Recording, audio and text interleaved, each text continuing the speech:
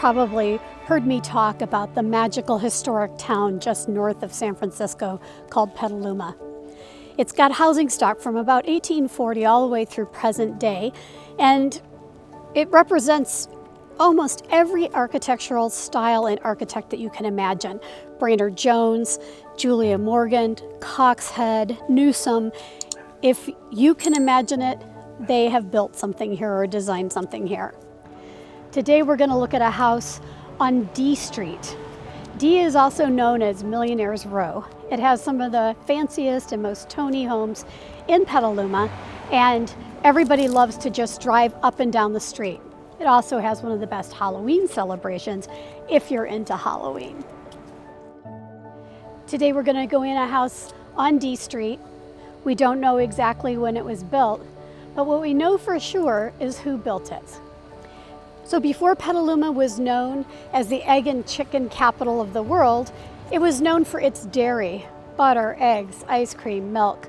And this house was built by Solomon Pierce, a dairyman who had cows out in the country and built his city house on Petaluma's Millionaire's Row. I'm Bonnie Spindler, the Victorian specialist at 711 D Street in Petaluma. Let's take a look at one of Petaluma's oldest Victorian farmhouses.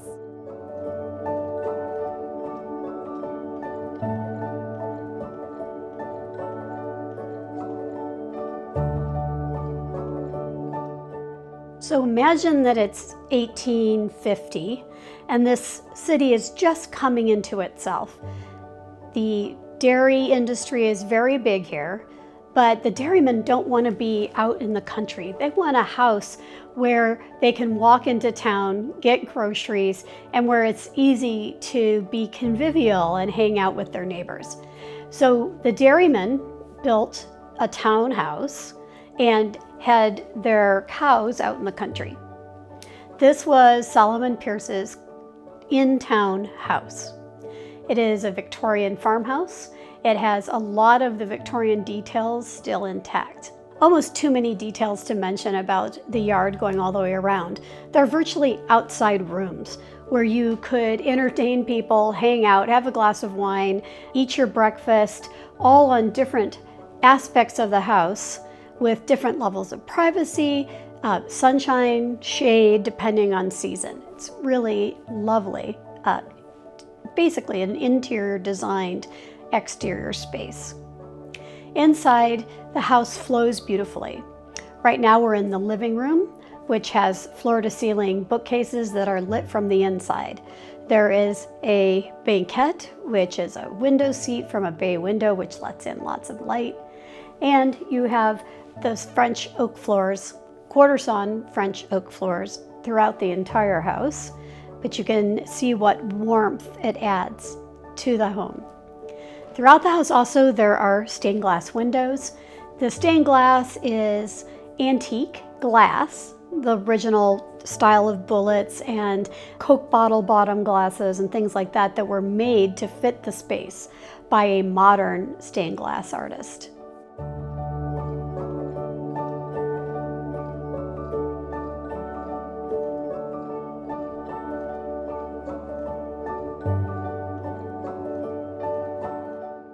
Welcome to the second living room.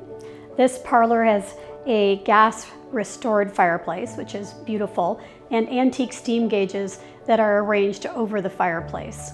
There's another bay window. It faces west and is flooded with light, as you can see. It's really a nice entertaining space. On the ceiling is the ceiling medallion made out of plaster. When this was a gas-fired house, there would have been a gas light here, and the medallions were to catch the smoke. Today there is a custom light fixture on the ceiling that incorporates antique style cording and antique bulbs to make a modern fixture with sort of a hint of the antique. In the original floor plan of the house, this was the main front door, and the house used to be situated toward the side street, not D. You can see that the floor is tile brought in from Cuba, which has color imbued into it. You can also see the stained glass windows clearly. There's so much light flooding through this room. They use it as a tea room to just sit and have quiet conversation. One of my absolute favorite rooms in the entire house is the dining room. It has an antique light fixture with Vaseline glass shades, lots of beautiful moldings. I love the color. And on this end is a built-in bar. They have a dedicated space for each type of liquor. They call them the boozy bins, which I think is a hilarious name. I love it. They also have special refrigerators for wine. They have a drink mixing section and a glassware section. And on the ceiling is a custom mural by a Petaluma artist. They've featured a lot of Petaluma artists in the house. Back wall mural, ceiling of this room, and the fountain out in front.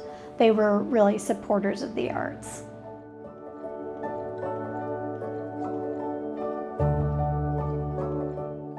The kitchen was recently redesigned, all about details and high-end finishes.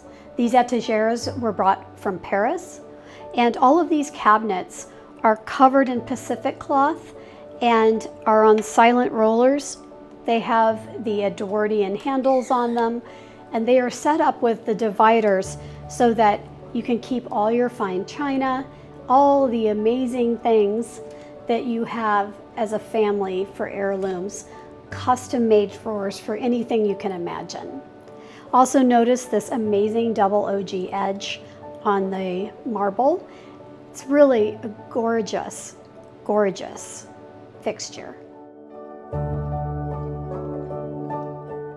Everything about this kitchen says custom and gourmet chef. You have a beautiful, luxurious center island, which has built-in freezers. The refrigerator is industrial style by True.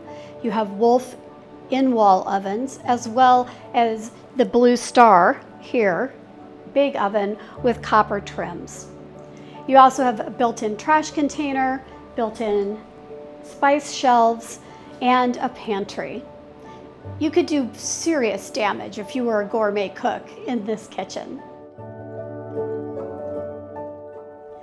The primary bedroom and bath is a retreat all unto its own. It's got a whole wall of western-facing windows, bay windows that let in a lot of light, a whole wall of closets, the same wide plank oak flooring, and a soaking tub in the bathroom that you would just want to spend hours reading in, the same Cuban imbued tiles, double sink, and a stand-up shower. It's really, really a lovely restoration. In addition to the primary bedroom on the second floor, at the front of the house, there are 2 more bedrooms. Also on the second floor in the back, which is the addition to the house, what used to be a bedroom is now a laundry room and gift wrapping room. It's beautifully appointed with antique sink, washer dryer, and a ribbon holder so that you can hold your papers and ribbons for easy wrapping for gifts. Next to the laundry is another full bath. It has 2 sinks and a stand-up shower with all kinds of beautiful tile. Next to the full bathroom is another bedroom that they turned into a den so the whole family can watch movies together. Cozy, so nice, it's so charming. The den has a back stairs in it that ends up in the kitchen. So you have a front stairs and a back stairs, which I absolutely love. It's a fabulous feature in a house. If you've never had 2 stairs, it means that you can be in the kitchen in your pajamas when the guests arrived, and you can sneak up the back stairs without anyone ever seeing you because you don't have to go up the front stairs. A little convoluted, but it's a great feature of a house having 2 sets of stairs. So when friends come over, they always come in the back door. And for me, you guys know I have dogs, this would be the most important room for me. It's the mud room. You have built-in benches. You can put your shoes, because I don't wear shoes inside the house, so you put your shoes inside these benches. There's a bathroom so you can wash your hands as soon as you come in the door. This is the bathroom for entertaining and for guests, and it's also the informal entrance. And as a friend, you always come in the informal entrance. Such a lovely way to greet your friends. Sunny, warm, casual, and everything is built in. Perfect for dogs, perfect for kids, or like really messy gardeners.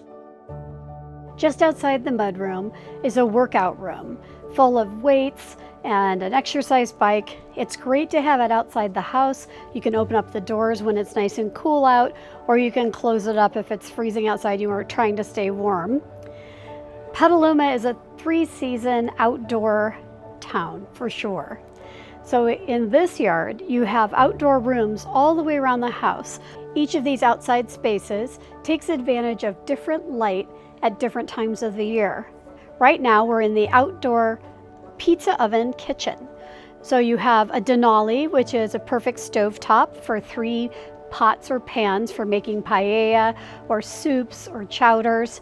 Behind me is the pizza oven, where you can also cook bread or do grilling to an open wood fire.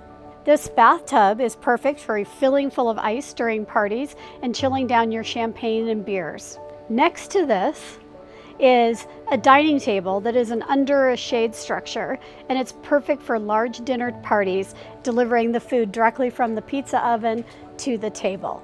And on the far side of the backyard is a raised garden bed with beautiful soils that deliver strawberries and fruits and vegetables and all kinds of kales and lettuces.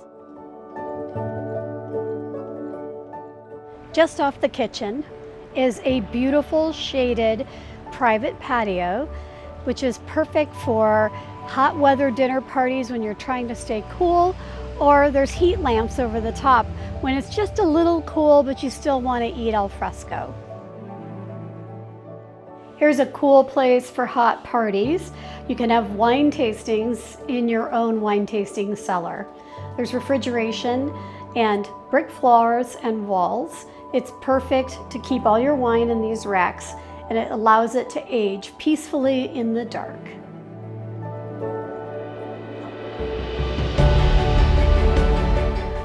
I can't emphasize enough how beautiful this house is, how spectacular for entertaining, and there's almost as much entertaining space outside as there is inside. If you like to entertain, this is your house. Thanks so much for joining me for this extensive tour of 711 D Street in the center of Petaluma, walking distance to downtown. I'm Bonnie Spindler, the Victorian specialist, and I hope you come see this house.